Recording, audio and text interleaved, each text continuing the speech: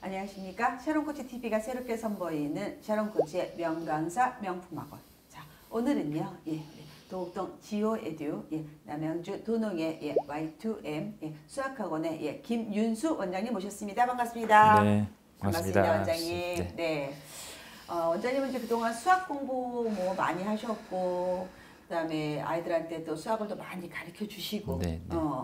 그런데 이렇게 보다 보면 그 아이랑 유난히 그 엄마랑 친한 사이가 아주 좋은 그런 관계를 좀 보시죠. 네네. 네. 그런 아이들은 대부분 성적이 좋죠. 네. 좋죠. 네. 좀 다른 것 같아요. 자, 그래서 이렇게 지켜보셨을 텐데, 원장님 보시기에 어떤 부모가 아이를 갖다가 수학을 잘하게 만들 수 있는지, 그리고 어떤 방법을 하면 좋은지, 부모는 어떤 노력을 해야 되는지 우리 이런 얘기 먼저 시작해 볼까 해요. 자, 그러면 예를 들어서 엄마랑 아이랑 같이 책방에 가서 교재를 사잖아요. 네. 근데 그것도 뭐 서로 아이한테 맞는 교재가 있고 맞지 않는 교재가 있겠죠. 근데 아이들이 뭐 그러니까 그 문제 구성이라든지 아니면 뭐 문제 뭐 난이도 있겠지만 이런 걸 그러니까 비슷한 수준의 교재라고 하더라도 특히 저학년일수록 아이들이 풀기 좋아하는 책이 있고 그렇지 않은 게 있는 것 같아요. 제가 수업을 해보니까. 그게 어떤 것들을 애들이 주로 좋아해요? 뭐 그러니까 그 뭐 편집이라든지 이런 것들에 따라 가지고 조금씩 차이가 있긴 한데 디자인이라든가 구성이라든가 그런 것들이 그래서 비슷한 수준의 교재라고 하면 아이들이 조금 선호하는 교재를 골라가지고 풀게 하시는 게 되게 좋고. 그럼 교재를 엄마가 고르지 말고 아이한테 선택권을 주는군요. 상의하시는 게 좋긴 하겠죠. 그래서 그 교재를 가지고 어머님들이 기록을 하시는 게 되게 중요한데. 기록이요? 어떤 교재에 어느 부분을 풀었고 이게 어느 과정에 해당하는지. 노트해야 돼요? 네. 그래서 제가 이제 전에 말씀드렸던 것도 마찬가지지만 교과 과정을 좀 아시는 게 되게 중요합니다. 교과 과정에서. 그래서 어느 교과 과정에 어느 부분 어느 책으로 풀었고 이런 것들을 조금 잘 정리해 놓으시면 나중에 가서 뭐 상담을 받으시거나 아니면 이런 학원 도움을 받을 때 크게 도움이 될 수 있죠. 방정식 풀 때는 뭐 예를 들어서 뭐 디딤돌 뭘 했어 이렇게 기록하라는 얘기잖아요. 그러면 엄마가 이 아이의 현재 그 교육에 대해서 많이 알 수 있겠군요. 그리고요. 그리고 이제 아이의 그 능력치를 조금 잘 파악하시는 게 되게 중요하거든요. 능력치. 이제 조금 짧게 잡으면 한 일주일 정도. 일주일 정도 얘가 풀 수 있는 최대양도 좀 보셔야 되고요. 그다음에 얘가 충분히 소화할 수 있는 양이 어느 정도 되는지. 그걸 무리하게 늘리시면 큰 효과가 있으니까 그렇게 하지 마시고 그걸 부모님들이 관리하시는 게 되게 중요합니다. 학원에서 문제 푸는 양을 무조건 지키는 게 아니라 부모님들이 보시기에 이 아이가 풀 수 있는 능력치가 어느 정도 되는지 그걸 꼭 체크하시는 게 되게 중요하죠. 그러면 예를 들어서 학원에서는 한 5시간 할 분량을 숙제를 내줬어요. 그런데 이제 엄마가 보기에는 우리 아들은 그게 아니야. 그럼 학원에 가서 저 원장님 저희 아이는요 한 3시간 정도 할 양으로 좀 줄여주세요 라고 말해도 되나요? 그런 부분이 이제 학원 선택하면 조금 고민될 수 있는 부분이긴 한데 그런 것들을 이제 학원을 뭐 이제 다니면서 조금 맞춰 나가는 게 되게 중요할 수 있겠죠. 그러니까 본인하고 맞는 교재도 마찬가지지만 학원도 본인하고 맞는 학원이 있을 수 있거든요. 학원 선정부터 우리 애는 스타일이 이러니까 이렇게 맞는 학원을 고르라는 얘기잖아요. 그래서 학원이 많은 데서 학원을 고르는 거랑 학원이 몇 개 없는 동네도 있잖아요. 그런 데는 아무래도 선택의 폭이 적을 수 있는데 그럴 때는 원장님하고 저는 그냥 허심탄회하게 원장님한테 도움을 요청하면 될 것 같아. 원장님 저희 아이는요 이 정도 할 정도밖에 아직은 안 되니까 조금 조절해 주시면 이렇게 얘기하면 어느 원장님이 이거 싫다고 하시겠어요. 그렇죠? 그래서 아이의 능력에 맞게 자칫하면 너무 많은 숙제를 주면 아이는 하지도 못하고 죄책감만 생기잖아요. 맞습니다. 그러면 수학을 싫어하게 되죠. 당연히 수학을 싫어하게 되죠. 자, 그러면요 원장님 우리 초등 때는 보통 엄마들이 어떻게 하냐면 한 3학년, 4학년부터 이제 그 교과 진도를 좀 빼죠. 그렇죠? 그다음에 중학교 가서는 당장 내신 수학을 풀어야 되겠죠. 고등학교도 내신 수학을 푸는 거고, 그다음에 고등학교 또 수능을 풀고요. 대부분 아마 수학은 요 정도로 해도 될 것 같아요. 뭐 경시대에도 초등학교 때는 뭐 성대경시고 뭐 KMC고 나가지만 중학교 가서 그렇게 계속 이어지진 않잖아요. 네. 대부분. 네. 그래서 중학교 가서 경시대를 한다는 얘기는 대부분 KMO라든가 과거 영재에 갈 아이들이 주로 하니까 일반적이진 않다. 네. 특수한 아이들. 그럼 우리 일반적인 아이들, 우리 네. 경시도 할 것도 아니고요. 저는 그냥 내신 수학 잘 보고 수능 봐서 대학 가면 됩니다 하는 애들도 많잖아요. 네. 그럼 당장 중학교 내신에서 우리가 고득점을 맞는 게 중요하잖아요. 네. 네. 예. 수학 문제 보니까 물론 어려운 문제도 있고 쉬운 문제도 있지만 자 중학교 내신을 잘 하려면 네. 어떤 거에 유의해야 될까요? 그러니까 중등 과정부터 뭐 내신은 내신 심화를 훈련하시는 게 되게 중요하긴 한데 네. 제가 중등 과정부터 고등 과정까지 그 수학 과정을 간단하게 좀 요약을 해드리면 네, 네. 네. 재학년 심화 플러스 조금 장기적인 안목을 가지신 선행 이렇게 두 개로 딱 정리할 수 있다고 볼 수 있거든요. 네. 중1부터 고3까지가. 그러니까 선행은 조금 조급하게 보지 마시고. 네. 네. 네. 그래서 그러니까 그 연 단위 혹은 뭐 6개월 단위로 네, 어떻게 할 것인지를 잘 계획을 세우시면 될 것 같고요. 그다음에 학기 중에는 지금 내신이 워낙 뭐 중1부터 내신이 중요해졌기 때문에 네. 학기 중에는 거의 내신에 올인하는 네. 그런 전략을 짜시면 되게 좋을 것 같아요. 그래서 1년치 뭐 방학 포함해서 내신 심화하고 선행을 어떻게 조절할 것인지 네. 네, 아이한테 잘 맞는 방법을 택하셔가지고 네. 그렇게 쭉 진행하시면 제가 보기에는 예를 들어서 만일에 4월 말에서 5월이 중간고사인데 네. 네. 3월 달에 내신 대비 시작 안 하고 선행만 빼겠다면 허무하죠. 그렇죠. 그럴 수 있죠. 네. 선행은 네. 한 3, 4년 뺐다고 치는데 네. 정작 그렇지. 학교 내신은 네. 네. 이번에 어떤 일도 있었냐면요. 네. 과거에서 멀쩡히 다니던 학생을 입학 취소한 경우도 있었어요. 혹시 그 뉴스 보셨어요? 저는 뭐 보지는 못했습니다. 네. 네. 지방에 있는 과고등학교거든요. 네. 근데 거기에 어떤 조항이 있냐면 중학교 3학년 2학기 성적이 현저하게 떨어지면 입학이 취소될 수 있다 이런 조항이 있었던 거예요. 예, 그랬는데 이 친구가 지금 이미 고등학교 다니고 있거든요. 네. 중학교 3학년 내신이 너무 낮아서 입학이 취소됐어요. 실제로. 뉴스에 나왔어요. 그럼 찾아보세요. 자, 뭐냐면요. 네. 실제로 내신이라는 거는 그 학생의 성실도 그렇죠. 가장 중요시 여기는 거든요. 이 학생은 성실하다, 안 성실하다. 그래서 여러분들은 내신에 대해서 너무 스트레스 받을 필요도 없지만 따박따박 하는데 내가 만일에 중학교 2학년이면 지금 원장님 말씀은 2학년이 선행이 중3, 고1이 중요한 게 아니고 그거는 나가긴 나가는데 그건 아이의 능력에 맞게. 네. 그 대신에 꼭 해야 될 거는 중학교 2학년에 어떤 문제든지 풀 수 있는 정도의 실력은 갖춰라 이런 뜻이잖아요. 네네네. 그렇죠. 그래서 내신과 네. 적절한 선행을 좋아해라. 자, 그 두 번째는요. 예. 고등학생들도 그런 뭐 지금 말씀하신 케이스 비슷한 케이스가 되게 많아요. 그러니까 한 2학년 1학기쯤 되면 이제 내신 이제 서서히 안 나오니까 아이들이 네. 선생님 저 이제 내신을 정리하고 이제 수능을 대학 가겠습니다. 내신 근데 이제 제가 보면은 내신 정리한 친구들이 수능을 잘 볼 리가 별로 가능성이 희박하거든요. 맞아요. 네. 예를 들어서 사실 내신이 이 정도면 네. 수능은 큰 거잖아요. 그렇죠. 그래서 양쪽 다 그러니까 끝까지 뭐 코치님도 강조하시지만 끝까지 포기하지 말고 내신은 내신대로 수능은 또 뭐 수능대로 이렇게 준비를 하시면 제가 보기에는 또 하나 팁은요. 내신은 기록이 남잖아요. 네. 이거는 수정이 불가능하죠. 네네. 고등학교 1학년, 2학년, 3학년 내신은 한번 성적표에 올라가면 없어질 수 있어요. 그런데 수능은 어떻게 해요? 고3 때 보고 만일에 재수해서 또 재수생 때 보면 고3 때 수능 성적은 없어지잖아요. 네. 그렇죠? 바꿀 수 있다는 뜻이에요, 여러분들. 그래서 내신 관리를 정말 열심히. 자, 그래서 선행과 재학년 심화를 적절하게 플랜을 짜서 해라. 네. 그렇죠? 네. 네. 그다음에 절대 포기하지 말고 네. 따박따박 해라. 또 하나는 아까 우리 지난번에 보여주신 그 시험지처럼 네. 학교에 대한 정보를 아는 것도 중요하죠. 네네. 학교 시험지 정보 네. 네. 그런 건 어서 할 수 있죠.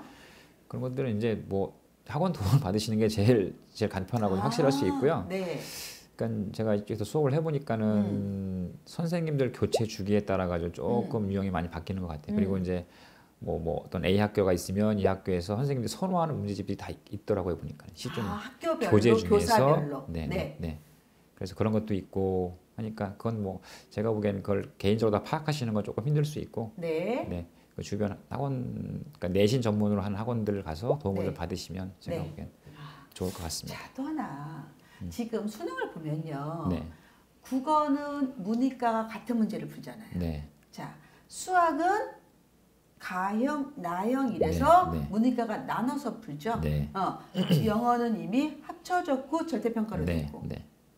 결국 가장 중요한 게 수학인데 엄마들이 이런 질문 많이 하시죠. 선생님 저희 아이가 문과인가요? 이과인가요? 아니면 수학을 못하니까 그냥 문과를 갈까요? 이런 게 많이 하시잖아요. 자, 초등학교 엄마들이 굳이 초등학교 때부터 문이과를 나눌 필요가 있나요? 없죠. 정확히 말씀드리면 아직 뭐 그때 사실 정하기 되게 애매한 시기고요. 그럴 가능성이 그 시기부터 이 아이가 문과인지 이과인지가 정확히 성향을 드러내는 친구들이 저는 거의 없다고 보거든요. 그렇죠. 거의 없죠. 그래서 제가 드리는 말씀은 뭐냐면 문과인지 이과인지 애매하고 아직 뭐 본인 꿈이 확실하지 않으면 일단 이과 쪽에 맞춰서 진행을 하시라. 맞아요. 그렇죠. 이과적으로 공부하다가 마지막에 돌려도 되고 실제로 이런 경우도 많잖아요. 고등학교의 자연계 학생이에요.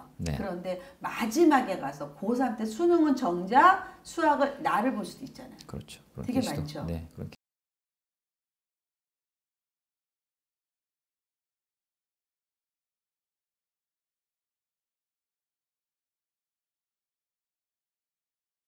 수도 있고. 그런 기준들. 그러니까 예를 들어서 수학의 수능의 범위가 인문계열이 보는 게 있고 이어서 자연계열도 보잖아요. 이 아이가 실제 자기는 A고등학교 이과야. 그런데 자연계열이 보는 플러스되는 그 영역을 지금 뭐 이번부터 이제 없어지는 고입대 없어지는 기하 벡터. 그거 못하는 아이들도 있잖아요. 유난히. 그럼 어떻게 해야 돼요? 마지막에 고3 때 다시 문과형 수학을 보는 아이들 굉장히 많습니다, 여러분들. 그래서 수학은 끝까지 가보자고요. 끝까지. 자, 그러면요. 그 아이들이 그 수학에 대해서 굉장히 고민하고 엄마들도 고민하는 문제들이 많은데 만일에 지금 경력이 정말 몇십 년 되셨죠? 얼마 되셨죠? 제가 한 20년 좀 넘게 한 것 같긴 한데요.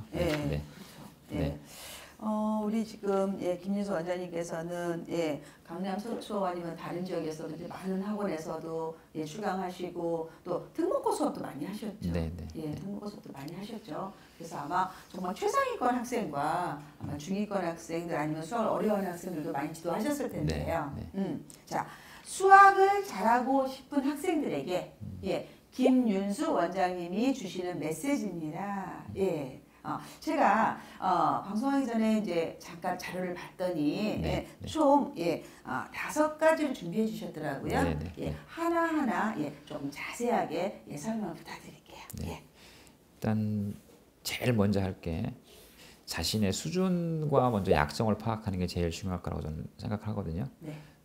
그래서 이제 그게 자신의 수준과 약점이 좀 파악이 됐으면 아까 뭐 제가 계속 말씀드리지만 그 계통을 좀 보셔가지고 자기가 부족한 부분을 일단 메우시고 그러니까 처음부터 욕심을 부려서 1등급 아이들이 푸는 문제에 도전하시면 절대 성공할 수 없으니까 자신의 수준과 약점을 먼저 파악하시고 4등급인데 교재를 1등급 교재 쓰면 안 된다는 얘기잖아요. 그렇죠. 그러면 이제 문제풀이를 외우는 것밖에 안 되는 거니까. 그리고 이제 자신이 문제 풀 수 있는 그 범위를 조금 파악하시는 게 되게 중요합니다. 그리고 이제 저 수업할 때 뭐 쓰는 방법이긴 한데 오답에서 한 번 오답으로 끝내는 게 아니라 오답을 계속 문제를 버리고 추려서 그게 그 유형이 완벽해질 때까지 내게 될 때까지 계속 정리를 하시는 게 되게 중요하고요. 이런 것들이 완성이 된 다음에 이제 그 다음에 이제 뭐 2등급, 1등급 난이도를 올려가면서 공부를 하시는 게 그렇게 하시면 제가 보기엔 틀림없이 좋은 결과가 있을 거라고. 그러니까 사실은 현재 자기 실력을 먼저 점검하는 게 제일 중요하네요. 그래서 이제 저희 그 촬영코치 연구소에 상담하러 오시는 분들은 제가 대부분 4학년 이상 되는 학생들은 이제 우리 김윤수 원장님한테 의뢰를 합니다. 원장님 이 아이 수학 현재 실력을 점검해 주세요라고 제가 학생을 부탁을 드리잖아요. 그래 원장님이 그 학생의 테스트를 해보고 자세하게 정말 자세하게 이 학생은 이 단원이 부족하고 이 단원은 더 어떤 식으로 방향을 나가지고 알려주시잖아요. 네. 그럼 그 지침대로 여러분들 환경에 맞게 어디에서든지 이렇게 메꿔 나가면 기본적으로 좋을 것이다라는 거는 본인의 약점을 먼저 알자. 두 번째는 현재 이 친구의 레벨이 어떤지, 네. 클래스가 어떤지 알라는 얘기예요. 개념만 할 수 있는 아이한테 계속 심한 문제를 경시 문제 주면 낭패하잖아요. 네. 너무 힘들잖아요. 그러지 말자. 그런데 이건 어떻게 해요? 차분하게 하다. 마지막 고3 수능까지 우리가 1등급, 2등급 만들면 되잖아요. 그렇죠. 그렇죠. 네. 그런데 지방에서는요. 전교 1등인데 수능 2등급 못 만들어서 서울대 지역균형 전형의 마지막 관문인 수능 최저 등급을 충족 못해서 떨어지는 학생들이 생각보다 많거든요. 자, 이거는 왜 그러죠? 왜 지방에 전교 1등인데 정작 수능은 2등급, 3등급 나올까요? 사실은 그게 뭐 저희 때는 학력고사를 보긴 했지만 그때는 사실 뭐 지방의 군단위 이런 데서는 서울대학교를 거의 못 갔거든요. 네. 근데 지금도 제가 보기에는 그 지역이랑 뭐 서울 이쪽 중심 지역하고는 학력 차이는 틀림없이 존재한다고 보거든요. 네.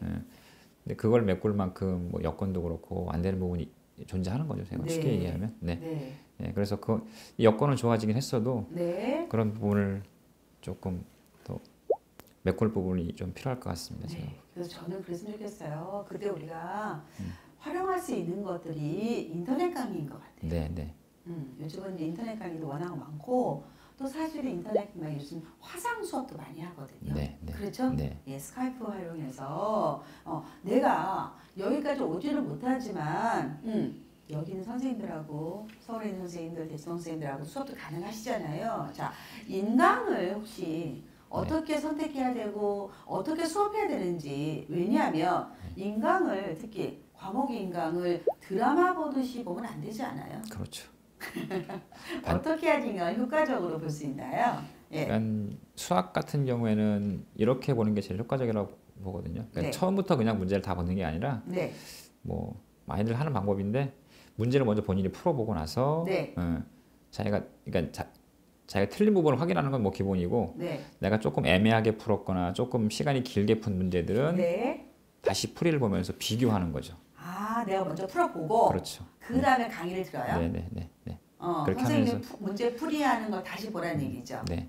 그러니까 너무나 기본적인 문제들은 다시 강의를 들을 필요는 없는데 네. 그러니까 두 가지로 보시면 될까요? 내가 틀린 문제하고 내가 풀었는데도 불구하고 뭔가 좀 꺼림칙한 문제들 네. 시간이 길게 걸렸거나 네. 풀이가 애매한 것들은 네. 내 풀이하고 비교를 하면서 보는 거죠. 아, 그러니까 정답은 나왔는데 네. 그 과정이 내 마음에 안 들어. 그럼 네. 왠지 좀 찝찝해. 네네. 그런 것들은 선생님의 문제풀이를 다시 보면 내가 이렇게 여기서 틀렸구나라고 안다는 그렇죠. 얘기잖아요. 네. 그래서 인터넷 강의를 활용하면 아마 좋은 점수를 받을 것이다. 네네. 근데 요즘요 사실은 수능이 점점 그 학습 부담을 줄여준다는 것도 있고요. 또 이전보다 많이 이제 쉬워지는 방향으로 나간다. 그런 말도 많잖아요. 네. 그런데 아까 수학에 우리 독해력 말씀해 주셨어요. 네. 아이들이 이게 수학 문제인지 국어 문제인지도 구분이 안 되고 네. 수학 문제를 받아도 문제 자체를 이해 못하고 네. 그래서 결국은 독해력에서 끈을 못하고 원하는 답이 뭔지도 모르는 아이들도 너무 많아요. 그래서 이런 아이들은 분명히 유아 초등부터 분명히 기초적으로 갖춰야 될 능력들이 있을 것 같거든요. 네네. 그러면 우리 전국에 계시는 유아 엄마들, 초등 엄마들한테 여러분 자녀가 수학을 재미있게 하고 그다음에 잘할 수 있으려면 어릴 때 이 정도는 좀 준비해 주세요라고 팁 좀 주세요. 아까 뭐 사고력 수학이나 이런 쪽은 특별히 필요 없는 부분이 뭐 제가 보기엔 그런 생각을 가지고 있는데 네.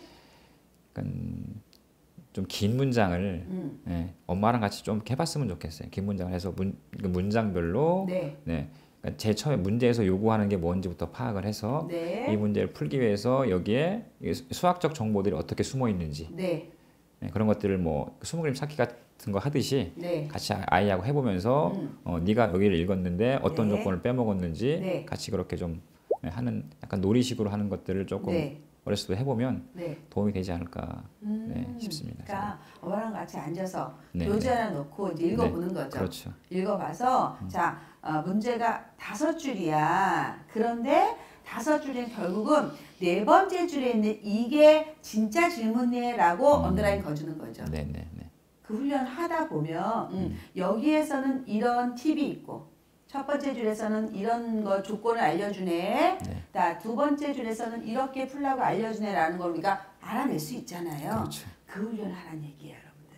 그러려면요, 사실은 독서도 많이 기본이 돼 있어야 되고요. 되게 중요하죠. 수학에 대한 경험도 있어야 되고요. 그다음에 수학을 즐기고 또 끝까지 하려는 왜 수학이 성실성이고 끈기인지 아마 많은 분들이 아실 거예요. 그렇죠. 그래서 명문학교는 수학을 잘하는 애를 선호하고요. 그렇죠? 수학을 열심히 선호해서 만일에 여러분 자녀가 교수님 저는 아이가 수학을 못해서 문과 가려고 해요 한다면 제가 얘기하죠. 아주 나쁘게 수학을 못하면 문과에서도 공부 못한다고. 당연합니다. 그렇죠? 실제로 배우는 거라든가 한영외고 애들 보시면 굉장히 수학 잘하죠. 지금 가르치시는 그 한영외고 학생도 뭐 이름까지는 안 밝히셔도 되지만 여튼 그 친구는 수학을 어떻게 공부하나요? 간단히 우리 또 꿀팁 한번 나가볼까요? 이제 사실 뭐 제일 좋은 수학 교육 방법은 뭐냐면 그러니까 학생이 푸는 과정을 선생님이 지켜봐 주는 게 제일 중요한 방법이거든요. 하는 거를 설명해 주는 게 중요한 게 아니라 그러니까 그 정도 레벨까지 올라가면 가장 이상적인 단계까지 갔다고 보는 거죠. 그런 친구들이 그러니까 모의고사를 100번 보면 한 95번쯤 100점이 나오는 친구들인 거예요. 그러니까 시연하듯이 보는군요. 그렇죠. 이렇게 예를 들어서 쫙 풀면 얘는 이렇게 푸는구나, 얘는 이렇게 푸는구나라면 그 아이의 깊이를 알 수 있다는 얘기죠. 거기서 이제 좀 이상한 것들만 잡아내주고 같이 얘기해주고 하는 게 가장 이상적인 방법이라고. 그래서 그 한영외고 다니는 아이들은 어떻게 수학 실력이 굉장히 자신감을 많이 갖고 잘하고 있나요? 잘하고 있죠. 그래요? 생각보다 굉장히 잘하죠. 아마 꼭 좋은 학교 들어갈 것 같은. 우리 한번 기도를 한번 해보자고요. 자, 여러분 어떻게 즐겁게 보셨나요? 우리 김진수 원장님께서 정말 꿀팁 많이 주셨죠?